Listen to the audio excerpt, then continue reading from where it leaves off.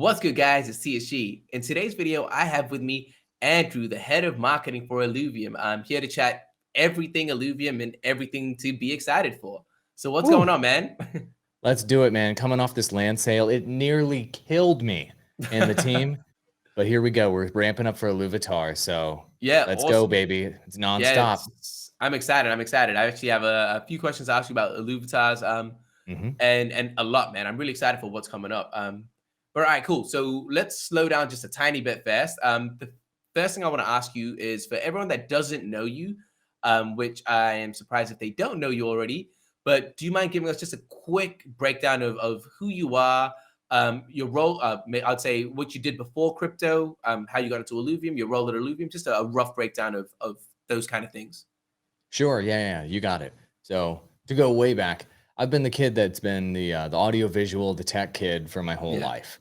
And so that led me to a career where I was doing professional audio and video in the 90s and early aughts.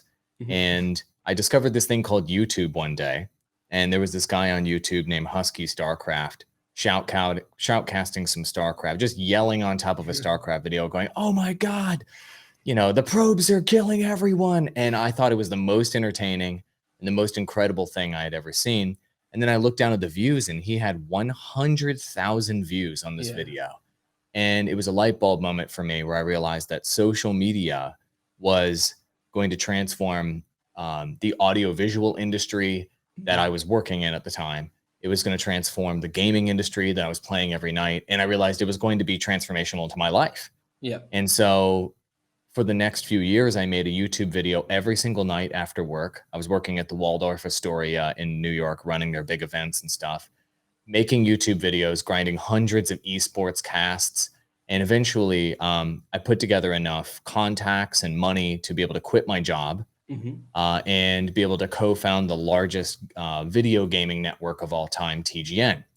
And this was the early days when YouTubers like yourself had no support, no way to make money, and had no idea how to make videos. This was in like 2008, 9, and 10.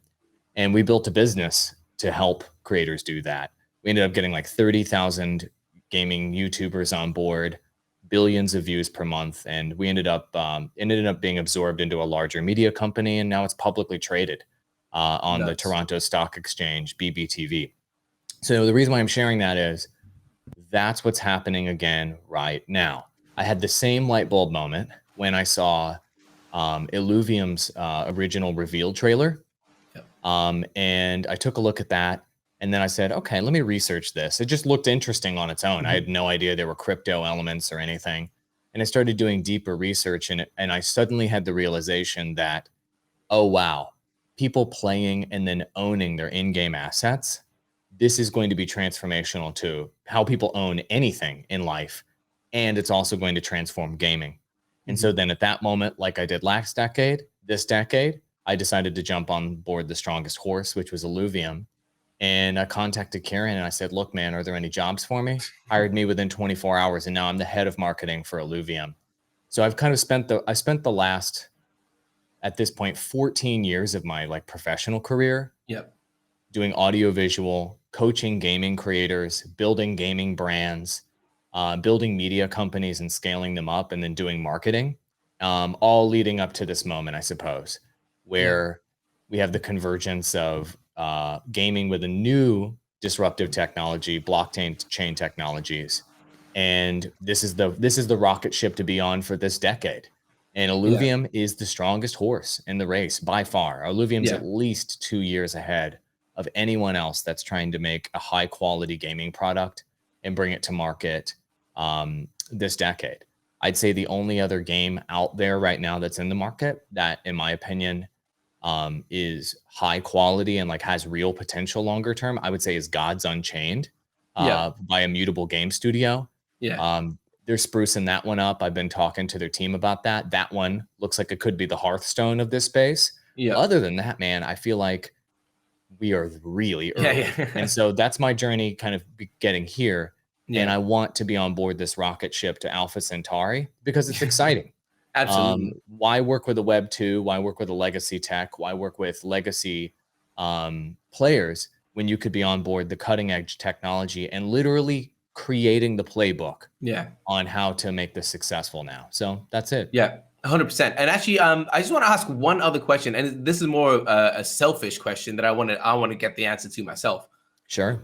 Like you mentioned, you kind of noticed the opportunities, and I think the question I want to ask is, a lot of times in life we have a lot of people that notice opportunities, but they don't jump on it the way you did. Yeah. Why did you do that, or how did that come from? Did you have brothers or like siblings that were super competitive? How did that mindset come to be? Was it something you saw in your parents? Because it's not a thing that's very common.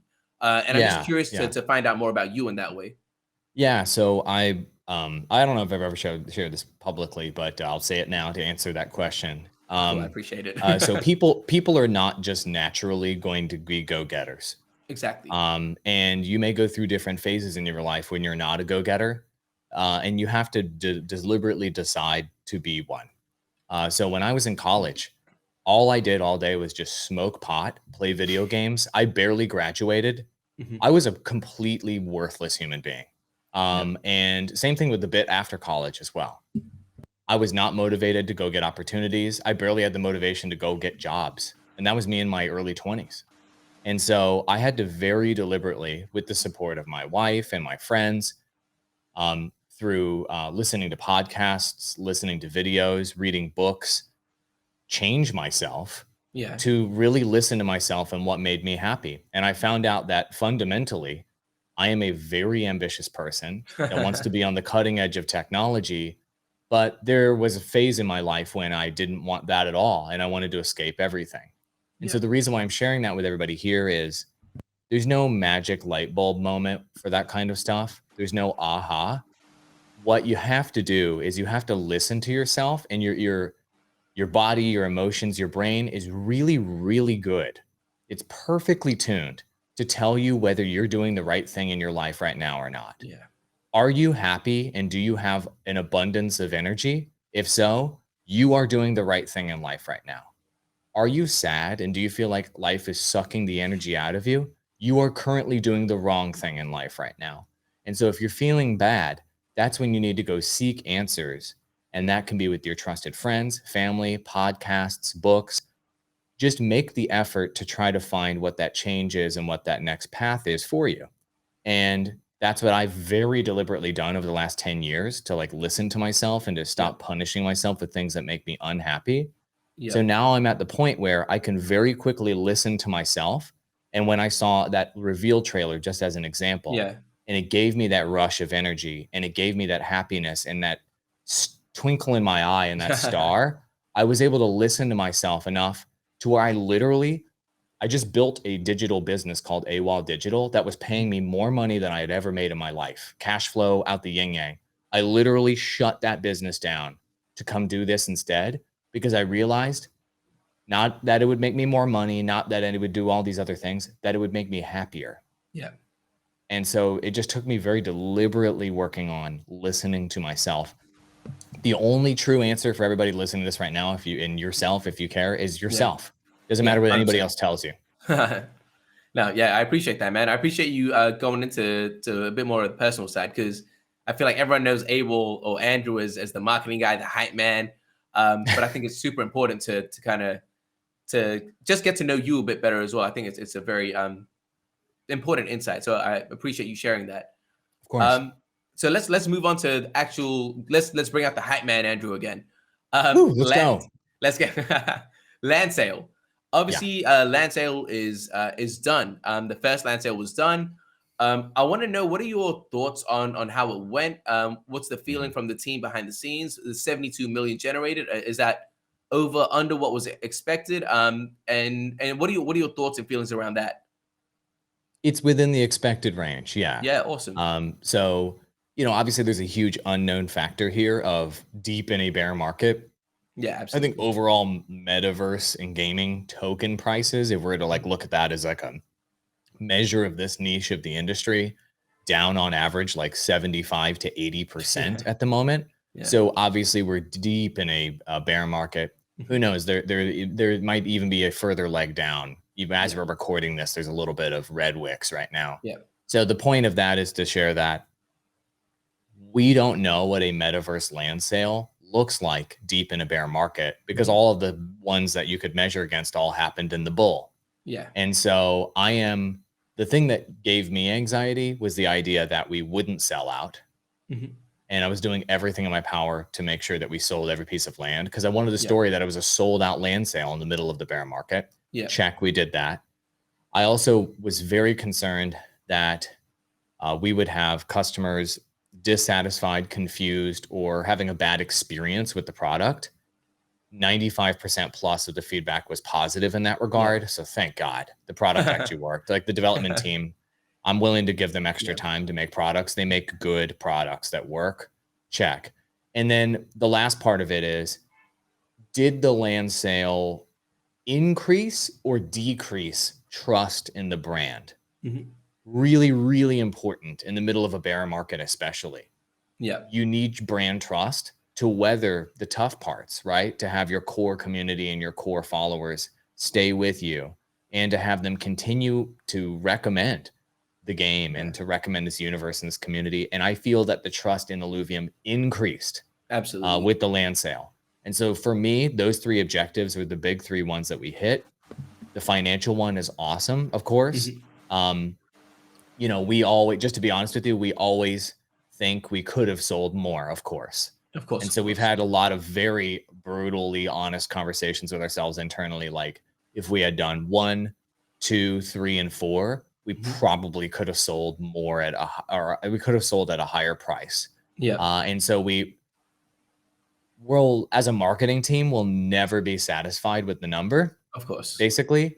But overall, if you look at the fundamentals of the land sale, I mean, I feel like we knocked it out of the park in the middle of a bear market. You know, probably couldn't realistically have asked for better, but of course we'll always be ambitious to want more, right? Of course. 30-40% more sales would have been nice, right? So we'll always be grabbing for that bigger result. Yeah, absolutely, absolutely. And I'll actually want to dive in a little bit more into what you said about the 1 or 2 things that you could have done well. I actually want to just focus on the other side. I want to focus on the things that you think that you did do well first, and then maybe we can move on to the things that maybe you think, as I know the phrase that you like to use a lot is burn it with fire. So we'll deal with Kill that it with fire. Kill it with fire, yeah. So the first thing is, I want to ask, what do you think you did well as from yourself, from the marketing team? What was done exceptionally well that you definitely want to see implemented again in future sales and future product releases? Yeah, so I think the educational phase of like the external educational phase for this was pretty good. I would say was good. And we're going to repeat that again.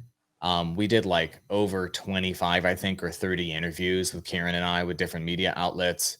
We released tons of educational videos and premium explainers.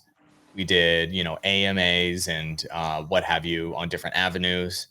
And we wrote, I think at this point, 10 articles, I believe 8 to 10 articles explaining it, sent 5 emails. We did a lot of education. So I feel like on that part, we did pretty well.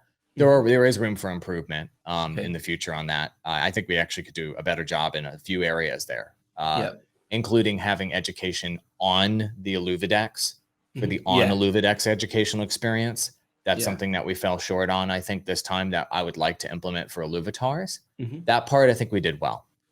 Also onboarding more and new influencers. So most of the conversations that people see in the Illuvium community that are on the Discord are going to be like English. You're looking at English Twitter and English YouTube and thinking that's what's going on with marketing. No.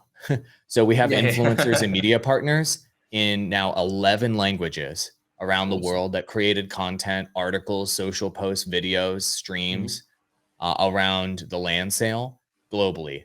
All the English conversations, they're just seeing like one sliver of what we did. And so that scaled up. I think that went well.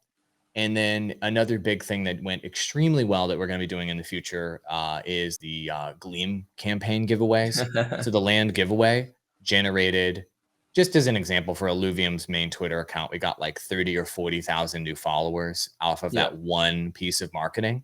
And then our creators that we added to that giveaway campaign got thousands and thousands of Twitter followers. And that was an idea I wanted us to do. I want, whenever we're promoting a product, Mhm. I want our influencers that we're working with to grow along with each of these campaigns. The stronger they become, the bigger their audiences are, the stronger the entire Illuvium marketing operation is. It's Yeah. this whole idea of decentralized marketing. Yeah. I would like to build a marketing engine, if you will, for Illuvium, where Mhm. if I get hit by a bus and the entire marketing team gets hit by a bus tomorrow, it still markets itself. Yeah. Like that's where I want, that's how decentralized I want the marketing to be for Illuvium. So I'm focused very heavily on building out all these other individuals, media businesses, and partners and how they support Illuvium. So we are not entirely reliant on the marketing team being super inspired every minute of the day to Yeah. kill it on Yeah. marketing, because that's not going to happen. Sometimes we're going to Yeah. fall short, sometimes we're going to do well. But if we have so many partners with so much activity across the world on so many channels, it's not going to matter. Yeah. And so Exactly. that's a part that we built that I think most people have no idea happened. Yeah. They'll never see it, right? You like, are you on Arabic Instagram? Like, are you No. on French Twitch? You aren't seeing a lot of the Yeah. activities, but we are building a global Yeah. decentralized marketing operation. And the English part is just a fraction of what we're building. So Yeah. those areas, I feel like we did well.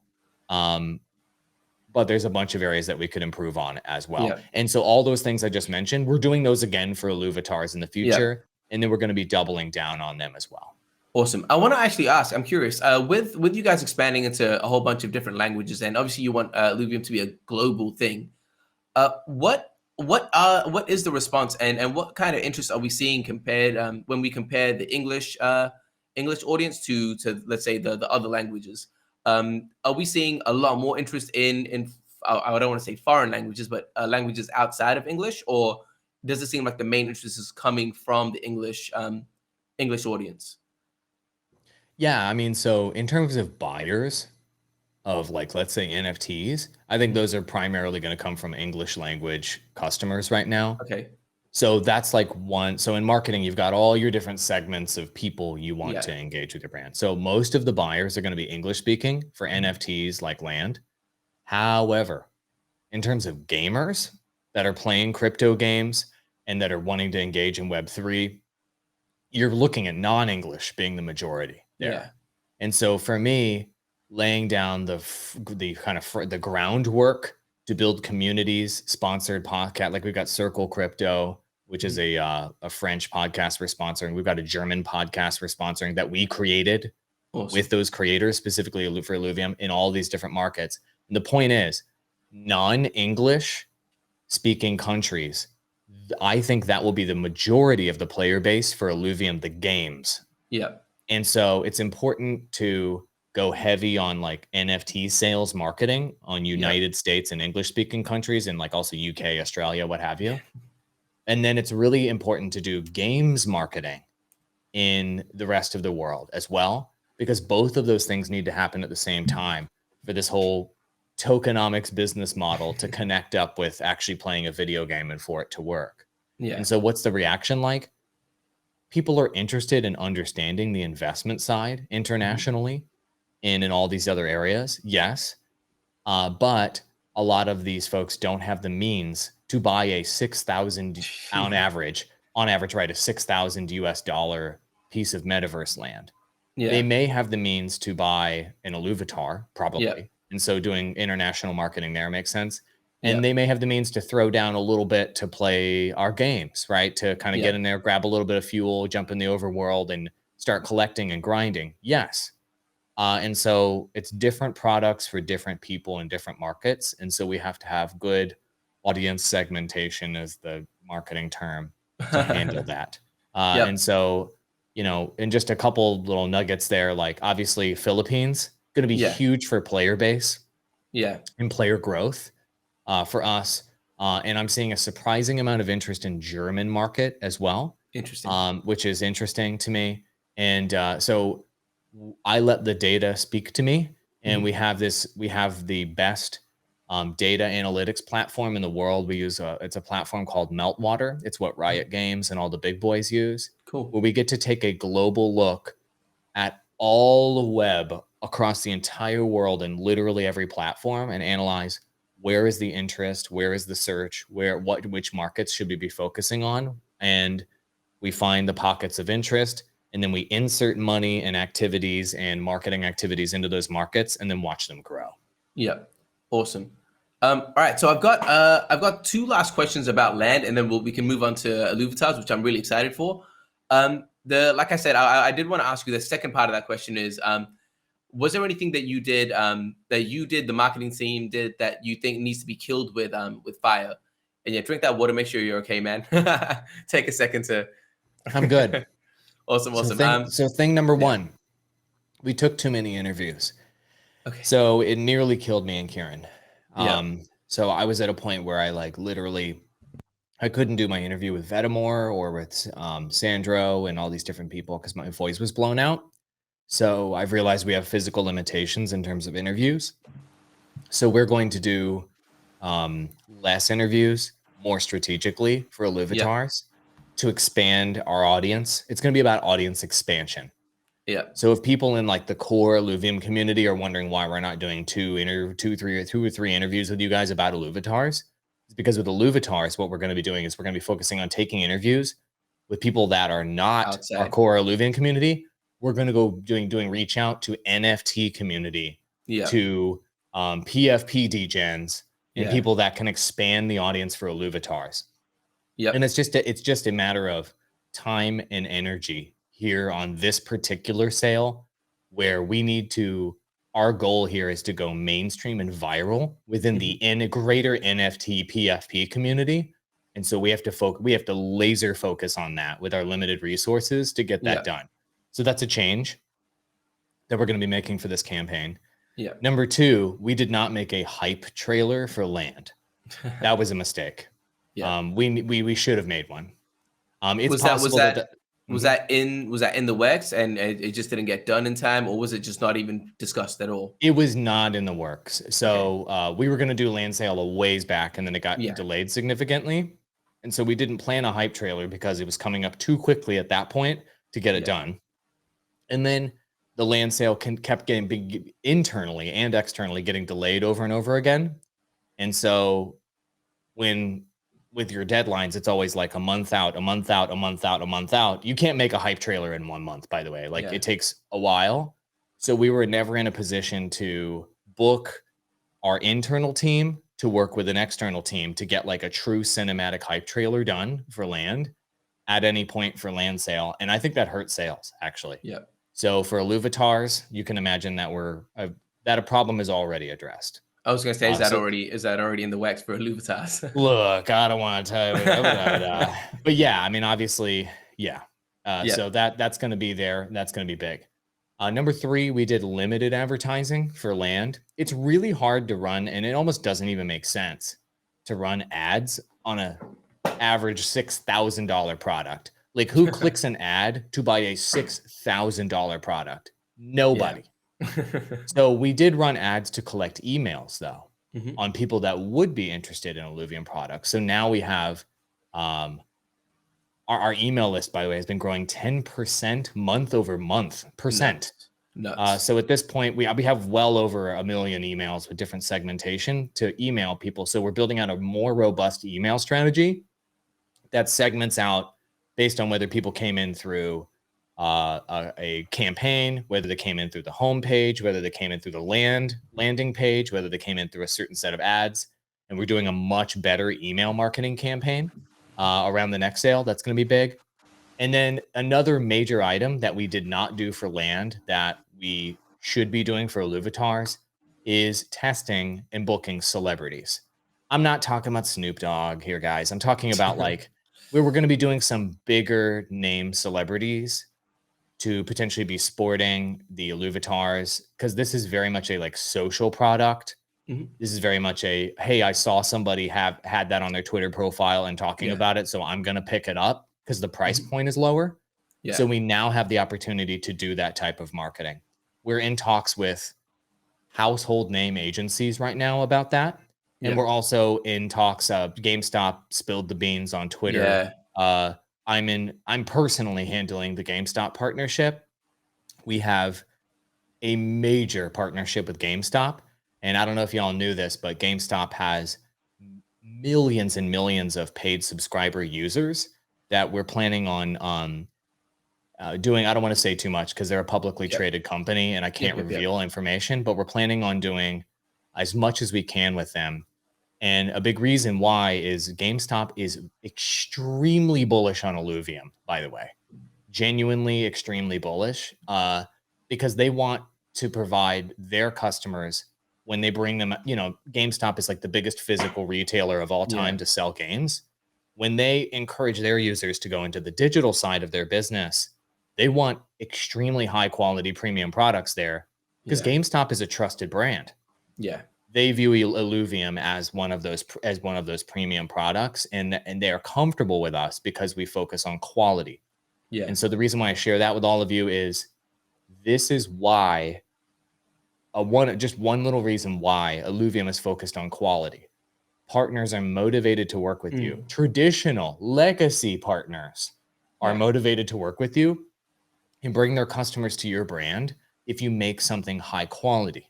If you're just making AA games and just pumping them out, there's nothing for them to share at that point because their customers are used to a quality bar of Halo Infinite, of Destiny, of Fortnite, right? Yeah. And so you can't give them a AA indie game and bring their customers down to that level. You kill your brand trust. Illuvium is up toward that level. And so partners like GameStop can help bridge legacy gamers to this new area effectively because we have the quality guys. Yeah. And so that's a huge partnership that's going to be online for the Illuvitar sale. I'm working out the details. God, it's a beast of a partnership. GameStop is so huge. They have so much resources. They have so much that they can offer. And I'm just super pumped about that partnership. I mean, it makes sense, man. Congratulations on that, because I saw that on Twitter, and that's just, like you said, it's a massive, massive partnership. And if you're saying that, so just a shout out to Immutable on that. So Immutable is the one; they're the ones that made that connection. Immutable will be partnering with them once again for Illuvitars, obviously, and they made that connection. Immutable is very invested in Illuvium's success. You know, Illuvium is a showcase game on Immutable X platform, right? Like Illuvium's success is Immutable X's success, right? Absolutely. They want us to be a showcase, kind of shining star example of their technology, their platform, their partnership, their support, making a game a superstar game. And so they're very motivated to make that happen. And they're the ones that actually helped connect us with GameStop. And so that partnership has been very fruitful. And like, honestly, Immutable right now, best man on my team. Seriously, like they've been amazing. Now, I'm excited. I'm excited to see what you guys are going to be doing with Immutable and GameStop. And you're saying that it's going to be done in time for Illuvitars, so that's very exciting. All right, and you brought up the goal. That's the goal. So keep in mind. Keep in mind, we're working with a publicly traded company and doing a partnership with them for the first time, and also they're building their NFT marketplace from the ground up themselves for the first time. So there's a lot of first-time technology and dev building here. And internal approvals and things like that have to happen between a fast-moving crypto startup and a huge publicly traded company to come together. So right now, our objective is to pull something off for Illuvitars. I'm aiming for that. I hope that we can get that up and running for the sale. If we cannot get it up and running for the main sale, then it's possible that we could do something trailing after the sale, but related to Illuvitars. And so I'll keep you guys posted on that. But in any case, just so you know, when I look at our marketing analytics for Illuvium, you know, it's looking like it's steadily going up, and then when does it do that? GameStop is when it does that. GameStop is, their brand is way bigger than I think a lot of us digital gaming people think.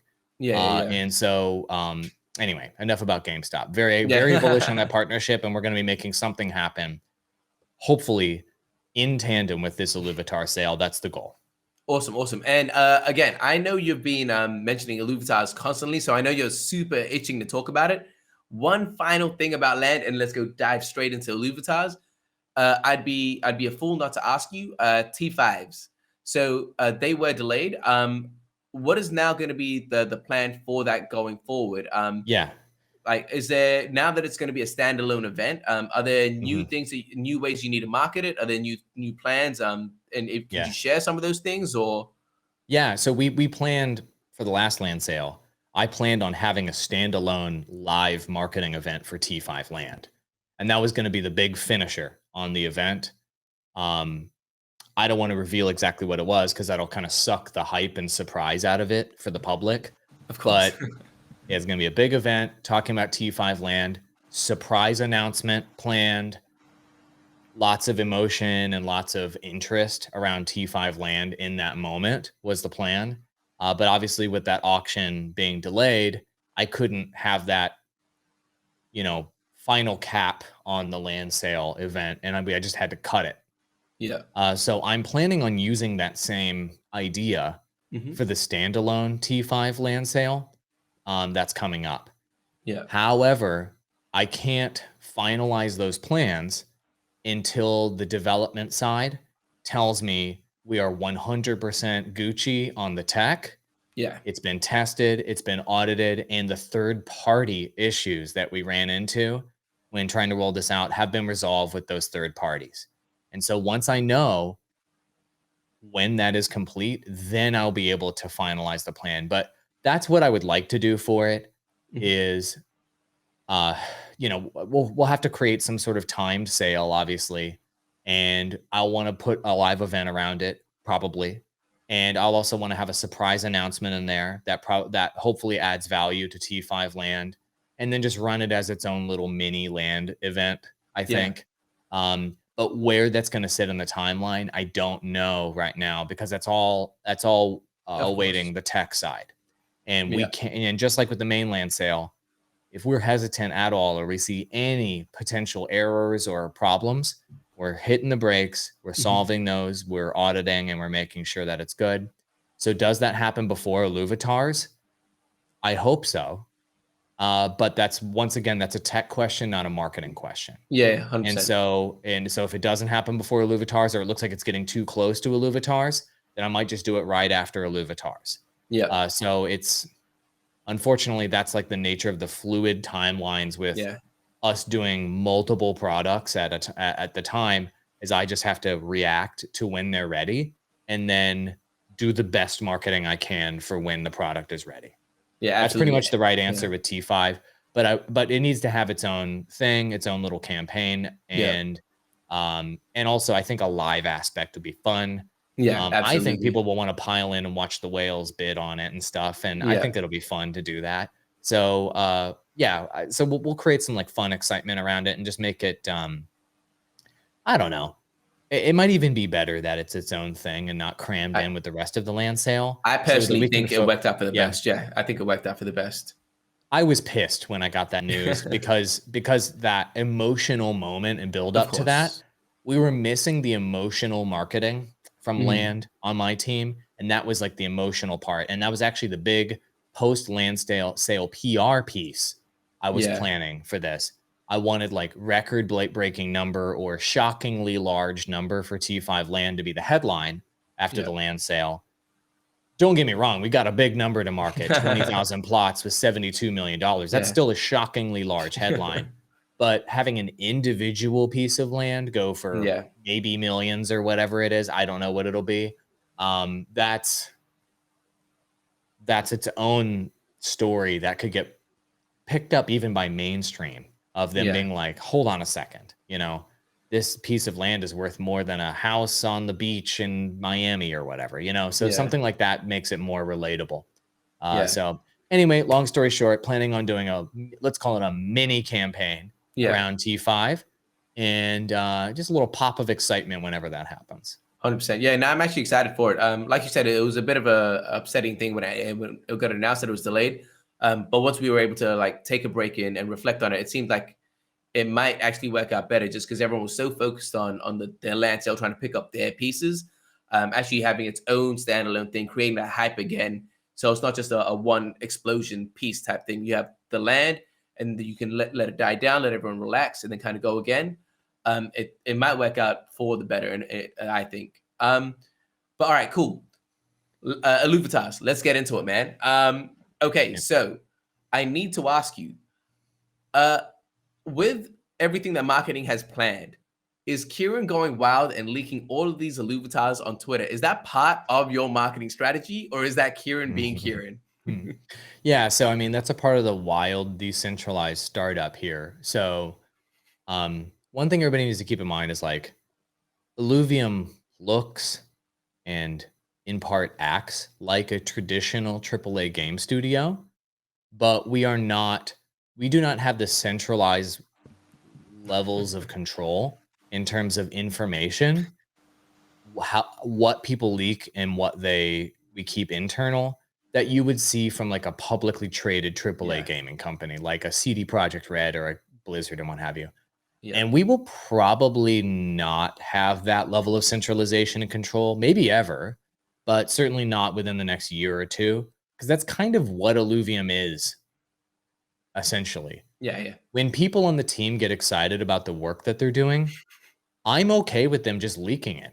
yeah, Our artists leak on ArtStation. Like just yesterday, somebody linked me like one of our artists had like this ArtStation account full of like fire art they made. I'm like, who put this here? And they're like, I did. I was like, you know what? Cool.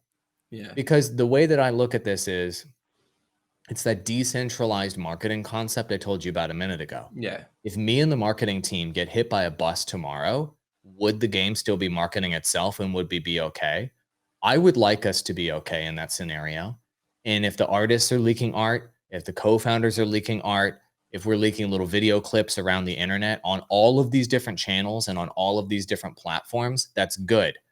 I actually get I'm the opposite of any other marketing executive.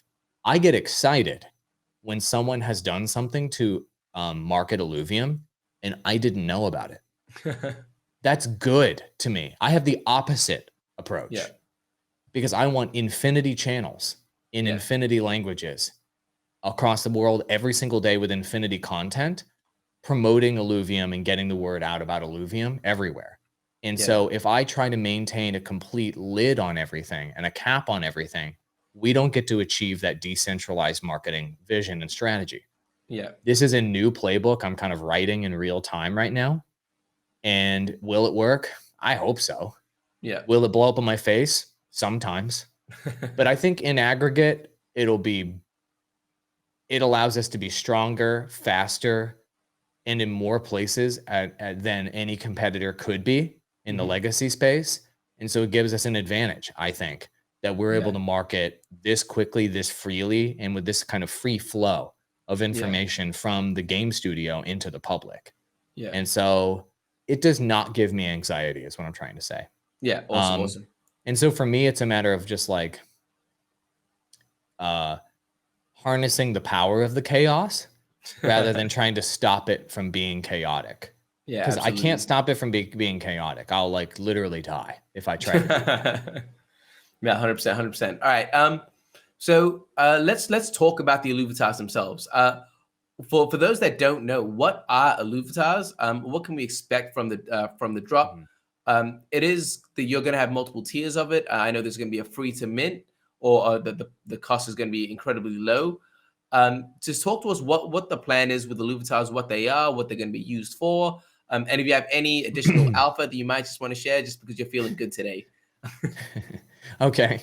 So yeah, so just the basics here for people that don't know what Illuvitars Mhm. are. It's basically your avatar in the Illuvium universe. Yeah, And so imagine I am an alluvial in this frame over here, a and you're good-looking an alluvial. a good, I thank you, a good looking alluvial. I'm an alluvial. And so what you see right now with me, I'll take off my glasses as an example. Um, what you see with me right now is the base portrait. And I'm going, huh? And I've got a sideways view. So this base portrait of me as an alluvial, that is something that can be purchased in the Illuvitar sale, this base portrait. Think of that as like a PFP, like a Bored Ape or any other kind of nonsense, PFP that's out there. Great. But where Illuvium's taking this to the next level is there's different levels of rarity within this base portrait of me as an Illuvitar that are interesting. From the skin to the background to the expression on my face, different emotions, to which alluvial I am. at this part of the portrait purchasing process. All of that is on the base layer here in this piece of the profile picture of your avatar. Then where things get interesting and innovative is the accessories layer of the Illuvitar. And this is where the innovation comes in. So I'm not just me, right? I then have a headwear accessory layer. So if you purchased an accessory box with a varying level of rarity from like, well, I'm just going to use some very generic words right now, but they'll be like common to more like legendary boxes of accessories you can buy. You can then out of that accessory box get a hat, put it on your Illuvitar. Boom, it's now customized. Okay, there's actually an eyewear slot. Cool. Put the eyewear slot on. Now you're customized there. There's a accessory slot. Maybe I have a cigar in my mouth. Whatever it may be, there's multiple accessory slots where you can lock and load accessories on your base portraits to completely customize your Illuvial. Also, we're giving an even deeper layer of customization through allowing people to purchase specific gear slots is the idea right now. And we'll roll out details on that. So if you're real looking to just roll eyewear or you're just looking to roll certain slots, you can to try to get those accessories that you'd like. In addition to that, there's also other layers of customization, such as badges in the past that can be earned through different promotions and what have you. And around your Illuvitar, there's going to be borders based on achievements that you get from doing different things within Illuvium games. And so once you get your base portrait, you lock and load in your accessories as you see fit. You mint that on IMX, and that is a completely unique Illuvitar that you've built yourself with your own bare digital hands. That is unique to your personality based on however many base portraits and however many accessories that you wanted to purchase. And the rarities are going to be the really fun part and kind of the meta part that I think you spreadsheet warriors out there in the Illuvium community are going to be interested in. Because certain levels of rarity, like at the highest levels of rarity, you're going to have holographic versions of the backgrounds or Illuvium logo versions of the skins or gold trim versions of the eyewear and what have you. And those are going to be more rare and more valuable. And so it's up to you, everyone. Do you want to just have like maybe a large collection of more common rarity Illuvitars and accessories and base portraits, and then you can configure them? Cool, do that. Spend less money and you can probably get that. Do you care about having the rarest ones so that you can show off how rare and valuable your identity is, just like Bored Apes and every other PFP? Sure. Then buy the higher rarity boxes that give you the higher potential of drops. Do your spreadsheet warrior stuff and then go get what you want to build your rarest Illuvitar. So what's beautiful about Illuvitars is it gives people the option to mint it's either going to be free or near free minting process for the free ones. So any old Joe can just come in here who doesn't have a lot of money.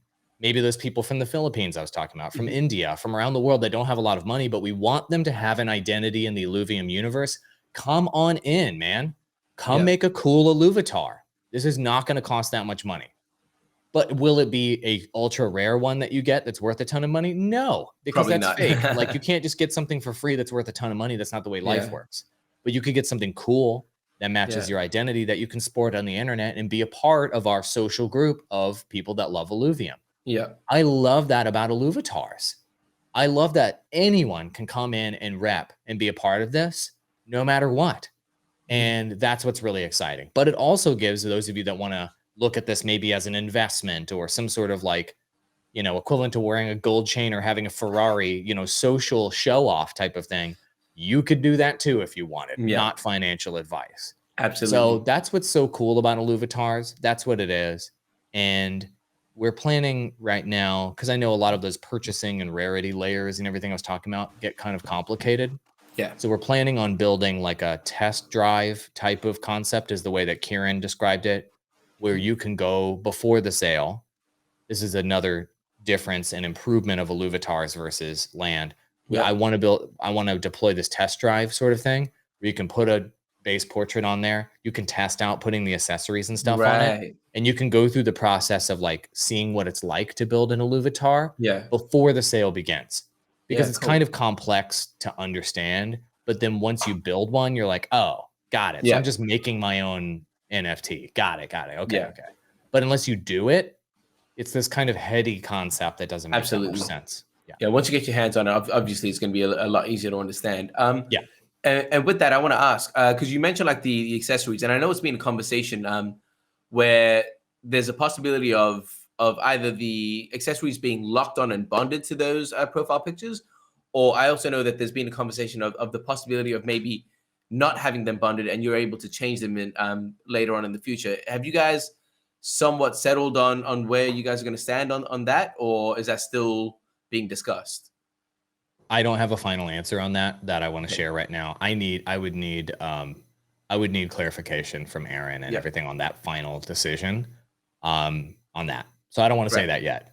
No, fair I'll point. be clarifying that point in the all you need to know about Illuvitars article, talk, infographics, the builder page, and things like that. That level of detail will be kind of there at that point. So stay tuned Yeah. on that one. Personally, I Yeah. would like when the final mint occurs on a Illuvitar for it to be final. Personally, I like the idea of it being final so that there's stakes and an attachment to that Illuvitar, and it can never be changed again. Right? Yeah. Kind of like a work of art you've created and you Yeah. painted. Are you going to go paint over your work of art you finished and go change it, or would you just make a new one? Yeah. And I think you would go make a new one, right? So my personal preference is that the accessories are kind of soul bound, if you will, to the base Yeah. portrait once it's minted. To my knowledge, that was the original plan for Illuvitars, but I'm not going to double confirm right now. Of I course. want to make sure I don't say the wrong thing in this interview and have people get wrecked. Yeah, So, yeah, 100%. yeah, No, actually, I'm with you on that. I do hope that they are, as you put it, they are soul bound, because I think that could open up the play for yeah, potentially not even accessorizing any of the Illuvitars from set one, and holding that for a couple of years, and maybe having a crisp and clean, unaccessorized tier one, set one yep. might be worth more, or accessorizing that with a set three accessory. It just opens up a lot more possibilities. And actually, More oh yeah, go more for it. player choice is great. That's kind of like the Yeah. idea of like buying baseball cards, of like Bowman set 1980s baseball cards, which are like the most valuable ones ever. And just all you need to know is that's the most valuable set ever. Yeah. And unopened boxes of them are worth more than on average the cards you get out of them. Yeah. And so it's just because people just held on to the unopened packs and boxes. People would just buy those unopened packs Yeah. and boxes, and then who knows what will be inside. That's kind of what an unminted, if you will, final Illuvitar might be like. So I love player choice.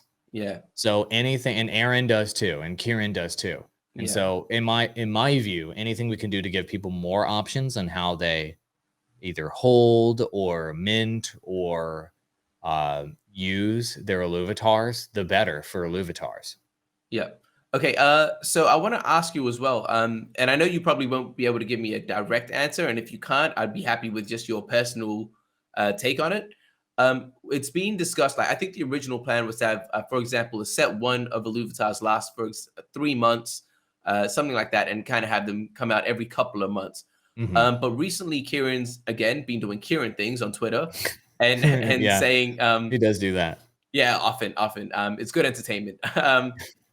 But so yeah, he was saying that maybe there's a possibility of making it for like 2 weeks or a month or something, really, because you guys apparently have gotten up to set 2 and set 3 even Yeah. of Illuvitars.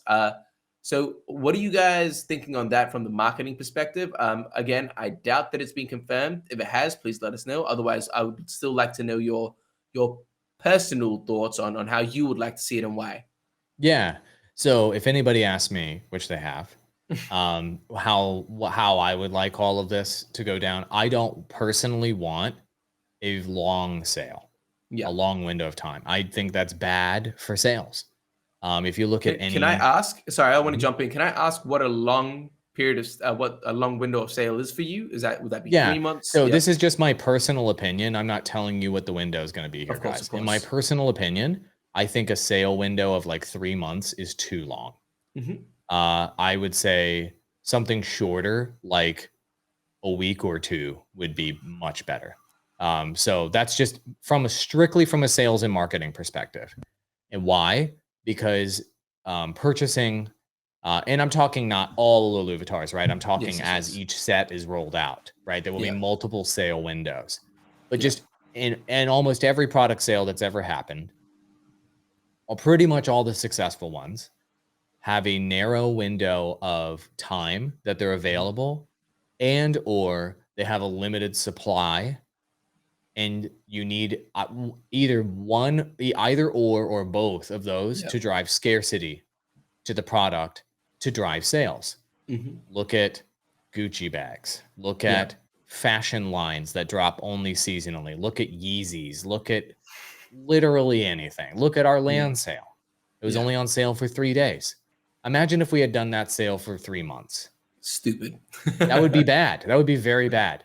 But the trade-off here in this case is, and why it's different, why we wouldn't do a 3-day sale, let's say, Yeah, in this case, is these are lower cost mass market yeah, products. And so we want as many people as possible rocking an Illuvitar on Twitter, rocking an Illuvitar everywhere they interact with people, for the social and viral marketing that this is going to provide. That is my number one marketing objective. hmm, Obviously, revenue is important and everything to Illuvium, and we want revenue distributions and all of that. Don't get me wrong. I'm a marketing guy. I like seeing number be big, yeah, just more than you. yeah, Everybody that's watching, yeah, I like it more than you. Trust me. I've chosen a career of making number big. yeah. But that being said, to me personally, I think it's even more important long term, if you want numbers to be big long term with Illuvium, to have every human on Earth be the goal, to be rocking an Illuvitar. This is like this is that potential viral moment for this brand that I don't underestimate. Yeah. And so for me, it's a matter of balancing the revenue side for the sale, which is going to be shorter window, higher scarcity, versus longer window for more mass market adoption. Yeah. We have to find a balance between those two. And Yes. so for me personally, couple weeks, plural, something like that is kind of Yeah. where I'm at right now. Ultimately, I think the strongest voice in this conversation will be Kieran's. And I Mhm. think ultimately the council will, of course, make that determination, not me. Yeah. Okay. No, that's fair. That's fair. Again, I agree with you on that. I think, like you say, finding that balance of mass marketing, getting it to as many people, and Mhm. balancing the maximizing revenue. That's the game here, and that's the thing that we're going to try and figure out. Yep. Yeah. All right. So the last question about this, and then we can kind of start to wrap it up. What are your thoughts and expectations? I'm actually really interested because you've mentioned that there is a difference between land, where the average price point, I believe you said, was about 6,000, compared to these Illuvitars, where the starting price is, like you said, free or near to free. What are your thoughts on Illuvitars, and how that's going to go compared to land sale in regards to its role for marketing and its role for onboarding people into the Illuvium universe? What are your thoughts of the differences and how it's going to play out? What do you think about that? Yeah. So first of all, revenue wise, I think it's possible that Illuvitars could sell more than land revenue, total Nuts. revenue. Yeah, I think it's possible. Yeah. Only if we get the viral social sharing bit Yeah. happening. And only if, I think. Right. So that's the big difference here. Like, I don't think there was a possibility really for land to go viral Mhm. because the product is so freaking Yeah. expensive. You have such a limited audience of people that could even consider it. Mhm. And where do you show off the land? Yeah. Like, you know what I mean? Whereas a Yeah. profile picture it's clear where you show it off, where Yeah. you show your identity everywhere, of course. Yeah. And so if we can get that viral sharing, celebrities, gamers, crypto gamers, influencers rocking this on Twitter, on Discord, and everywhere, those GameStop people, etc., and it starts to kind of take off in that way, kind of like the way ETH Lizards did. then I think that Illuvitars has the possibility of being a bigger sale and a bigger product than Land was, but that part has to happen. And that's just an X factor, basically. That, so I'm going to be focusing on activities, marketing activities that will drive that. And I can kind of, light fires here, strategically here, and pour gas there. Yeah. But whether that flames up and then goes on fire and goes out, I can't control that. All I can do is just strategically light the fires and put gas on it. And so that's a big difference between Land and Illuvitars. And the next component is the appeal of the art itself and whether the mass market latches onto it. So like our team, we think we made some really cool stuff that looks really awesome. You did. Does the market think that? Yeah. I don't know. It's up to the market. You know what I mean? Yeah. Like take a look at what goes viral, viral NFTs. What is it? Gremlins or goblins? Goblin Town, Goblin Poop. Yeah. Looking at that, if you asked me, in your professional opinion, Andrew, is this going to go viral or whatever? I'd be like, no. But you know what? I'm wrong, right? Yeah. So the market has to determine what it wants. And that's a huge X factor. Yeah. So I think this one has the potential to be way bigger in terms of reach, in terms of social impact, in terms of people discovering the Illuvium brand. Yeah. But it's kind of like it's not even high risk, high reward. It's just it's a big unknown. Yeah, absolutely. So what we know for sure is that the core Illuvium community that we have will be buying up Illuvitars like crazy. Absolutely. For sure. Yeah. The unknown factor is how many people outside of our community will be buying them. And so if you guys are wondering, why are we not doing 1 million guild things? Why am I not doing 1 million core Illuvium influencer things? It's because I'm focusing 1000% on getting people outside of the Illuvium community to check out these NFTs and to maybe tell their friends about it and to start sharing it virally. That's how Illuvitars gets huge. Yeah, no, 100%. I agree. All right, man. Yo, we've been here for close to an hour now. I appreciate your time. I've just got one last thing that I'll kind of ask you and leave you with, and then we can close it out. And I'm actually really interested to hear your thoughts on this. The final question that I want to ask you is, how do you see Illuvium as a whole being adopted by players? Do you see it being a quick rush in when the open beta comes out? Do you see it being more of a slow burn? And which of those two, or if there's another option that you would actually prefer or you're working towards? Maybe there's pros and cons of either side that we're not seeing as consumers, but you being the marketing expert might have that insight. What do you see and what are you hoping and planning for there? Yeah, so I think that initially once we do open beta, we're gonna have a marketing wise, we're gonna have a fully built Death Star that can blow up planets of a marketing team at that point. Let's go. In between each of these campaigns, like leading up to Land Sale, I hired 5 people. Leading up to Illuvitars, I'm hiring 5 people. Leading up to the next thing, I'm hiring 5 people. And so we're gonna be building the Death Star piece by piece right now. Right now, it's that like early Death Star that's like all exposed. Yeah. The inner guts of it. It doesn't even have like a shield on it yet. It can't shoot anything yet. We're that right now. And we're building that Death Star campaign by campaign. So by the time we get there, we will have a fully operational battle station. Yep. So that's going to be a marketing campaign on a whole nother level. So that just keep that in mind. So what you guys see today, each campaign will be building upon the previous one and will be getting bigger and bigger and bigger leading up to open beta and then launch.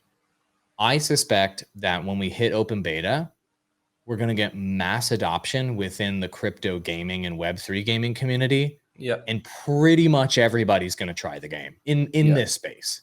Yeah. I think that's probably going to happen. Yeah. The question is whether we get people outside our space, how many of them are going to come in and try this? Mm-hmm. And so in anticipation for that, I am shifting the brand positioning of Illuvium away from crypto, away from staking, away from ILV token, away from any of this wallet ownership and any of this sort of stuff. And so what you're going to see with the messaging soon is the game, the lore, the aesthetic, that the Pikachu, I think, of our brand Atlas. And putting all of that mainstream appeal, marketing, and aesthetic on the forefront of our messaging, our website, and the experience you have entering Illuvium. We're making that transition as we move toward open beta to where the version of what you see Illuvium today, which is this like crypto gaming, staking, you see all the, like, go to our avenues, you see all this crypto stuff. Once we get toward open beta, my goal is to have you see no crypto stuff. It's just the game. And we're doing that very deliberately because today we do need to appeal to the crypto gaming community because we're selling crypto products right now leading up to open beta. But as we shift from that into open beta, we need to shift into appealing to gamers. And so at that point, we are going to have a fully built, marketing engine to go out to mainstream gamers with partnerships to do that. We're going to be expanding the reach of which types of influencers we're working with to get mainstream in here. We're going to be running traditional advertising, bringing in people into the game and getting them to download and play. And then we're going to be running like traditional gaming retention campaigns to get people re-engaged, playing the game and getting back in. So we're going to move toward more traditional games marketing at that point to try to build that active player base. So if you're saying, what are the expectations? I think mass adoption within crypto gaming. Yes, I think that's realistic. Will the market outside of that, like the mainstream gaming market, let's say, be interested? It's all about how compelling the overworld experience is and how the market reacts to seeing that, I think. Auto Battler is not a mass market mode. It's the mode that keeps you hooked and is deep to keep you engaged in the game so that there's like infinity depth. Overworld is the mass market surface level, oh shit, that's cool. Gameplay that hooks you. And so I think that hook being really, really, really good is the huge X factor here for us getting mainstream gamers. So right now, I was looking at soon us dropping overworld gameplay on everybody. Right now, I just talked with Grant, and Grant's got some tweaks he wants to do. He actually is going to personally record the footage, obviously. So we might have a slight delay in that because he's going to personally record it on his monster of a rig. But once we show the market that footage and we do a little campaign around that, I'll have a better idea of what the average gamer's reaction is going to be to it. Is this good enough to where just like only crypto gamers are excited about it right now? Or is this good enough to where regular gamers go, shit, man, that looks like a good game? This is going to give me some of that intel. Awesome. And I think that's actually a really good place to kind of leave it off as well, man. Yo, Andrew, honestly, I know you're super busy. Thank you so much for coming on and having this chat, man. I think it was super insightful. Is there anything that you kind of want to leave us with before we call it quits with this video? The only thing I would say is this. I mentioned a bunch of times during this interview, I want decentralized marketing to be our objective. So everybody who's watching right now, if you want to support Illuvium, the number one thing you can do, go join a Twitter Spaces somewhere. Go join a forum somewhere. Go join an interview somewhere. Go jump in a group gameplay session or Telegram group somewhere and talk about Illuvium there. That's the number one thing you can do. Look, we appreciate you giving us feedback and we will implement your feedback, and we take that very seriously, and putting your effort into that and governance is helpful. But that does not expand our reach. What expands our reach is when you guys go out and put yourself outside of the Illuvium bubble and get outside of the bubble. And I think right now in the Illuvium community, most people spend 95%, 99.9% of their energy inside the Illuvium bubble. Well, guess what? That doesn't expand the Illuvium bubble at all. And so if you want to help make Illuvium bigger and better, take 10, maybe 20% of your time and effort that you spend inside the Illuvium bubble and go to some other bubble that's not Yeah. Illuvium and Yeah, help yeah. spread the word, tell your friends, etc. Yeah. That I need that help Yeah. because our community is our greatest asset. So everybody watching right now, and I know your viewers are core Illuvium people. Yeah. That Vetemore, I gave him that advice. You know what he did? He Yeah. immediately started taking interviews on other people's channels that are Yeah. non-Illuvium channels and bringing, and that helps expand our reach. I need your help doing that. So that'd be my Yeah. closing message here is we need the community to help expand the bubble. The activity within the bubble is awesome. We need to keep that alive, of course, but that doesn't grow Illuvium. Yeah. And so that's my final thought. Awesome. Now, again, awesome, man. Thank you so much for that. I really hope everyone watching enjoyed this. If they want to follow Andrew, I'll put his links down for Twitter down below. Follow him. Always awesome. Always. He's pretty good at shit talking on Twitter as well, so that's good fun.